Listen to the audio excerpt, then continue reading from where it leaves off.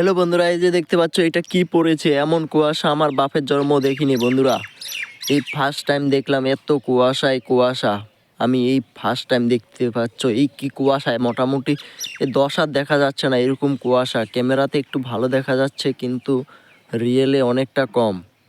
এরকম কুয়াশা আমি এই ফার্স্ট টাইম দেখছি আমাদের এই জলপাইগুড়িতে। কোথায় কোথায় পড়েছে তা জানি না।